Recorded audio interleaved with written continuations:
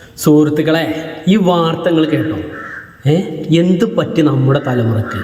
നമ്മുടെ ഹരിപ്പാട് കരുവാറ്റയിൽ സ്വന്തം മുത്തച്ഛനെ കൊച്ചുമകൾ കൊട്ടേഷൻ കൊടുത്തിട്ട് വെറും 13 വയസ്സ് മാത്രം പ്രായമുള്ള കൊച്ചുമകൾ ഏതാണ്ട് അതേ പ്രായത്തിലുള്ള തൻ്റെ കൂട്ടുകാർക്ക് സ്വന്തം അപ്പൂപ്പനെ അവർ കൊല്ലുന്ന ദൃശ്യങ്ങൾ വീഡിയോ കോൾ വഴി അവർ കാണിച്ചു കൊടുക്കത്രേ. എന്തല്ലേ ആ പാവത്തെ ഇതാക്കിയത് എന്തിനാണെന്നറിയോ? ഐഫോണും ബൈക്കും വാങ്ങാൻ. ഹരിപ്പാട് കരുവാറ്റ സ്വദേശിയായ ശിവൻകുട്ടി ചേട്ടനാണ് ഈ സംഭവം. അദ്ദേഹം ഒറ്റയ്ക്കുള്ള സമയത്താണ് ഈ ദാരുണ സംഭവം നടക്കുന്നത്. മകളുടെ പ്രസവ ആവശ്യങ്ങൾക്കായി ഭാര്യ വന്താനം മെഡിക്കൽ കോളേജിലും 13 വയസ്സുള്ള കൊച്ചുമകൾ സുഹൃത്തിൻ്റെ വീട്ടിലുമായിരുന്നു. ഈ അവസരം മുതലാക്കിയാണ് കൊച്ചുമകൾ തൻ്റെ സുഹൃത്തുക്കളായ കൗമാരക്കാരെ വിളിച്ചു വരുത്തിയിട്ട് ആസൂത്രിതമായ ഈ കൊലപാതകം നടത്തിയത്. എന്താ നമ്മുടെ നാടിൻ്റെ പോക്ക് അല്ലേ? വീടിൻ്റെ പിറകിലുള്ള എക്സോസ് ഫാൻ ഇരിക്കുന്ന ആ ഭാഗത്തെ സീറ്റ് പൊളിച്ചിട്ട് ഇവർ പ്രതികളകത്ത് കയറിയിട്ട് ശിവൻകുട്ടിച്ചേട്ടനെ ക്രൂരമായി കൊല്ലുകയായിരുന്നു. അദ്ദേഹത്തെ നഗ്നമായി കയ്യും കാലൊക്കെ കെട്ടിയിട്ട് കഴുത്തിൽ തുണിയൊക്കെ മുറുക്കിയിട്ട് അദ്ദേഹത്തെ കൊലപ്പെടുത്തിയത്.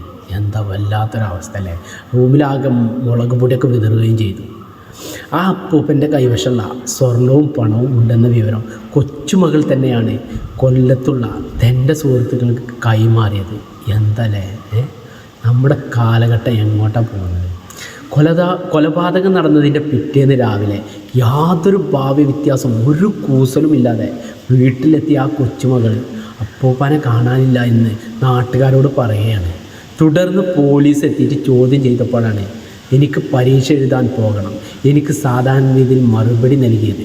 പോലീസിന് സംശയമുണ്ടാക്കി. മൊഴിയിലെ ആ വൈരുദ്ധ്യം കാരണം വിശദമായിട്ട് ആ 13 വയസ്സുള്ള കേവലം കുഞ്ഞുകുട്ടിയെ ചോദ്യം ചെയ്തപ്പോഴാണ് അവളെ ക്രിമിനലും ആ പാനിങ്ങും നിന്നുള്ള ആ ആൺകുട്ടികളുടെ പങ്കാളിത്തമൊക്കെ പുറത്തു വരുന്നത്. എന്തല്ല ഈ ക്രൂര മനസ്സുകൾ ഇത്തരം കുട്ടികളിൽ എത്തുകയാണല്ലോ. അധ്യാപകരൊക്കെ ചൂരൽ വടി എന്നും ഉപേക്ഷിച്ചോ അന്നു മുതലാണ് കുട്ടികളല്ലാതായി മാറി. എന്തും ചെയ്യുക എന്ന ധൈര്യം അവരിൽ പലരെയും ക്രിമിനലാക്കി.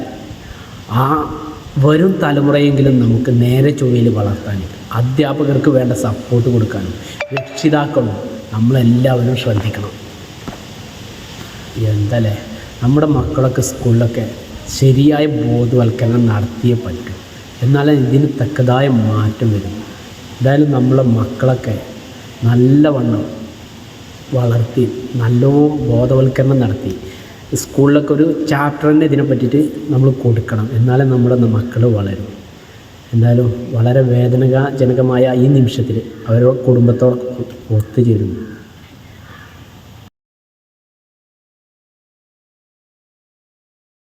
salah satu bil jatah.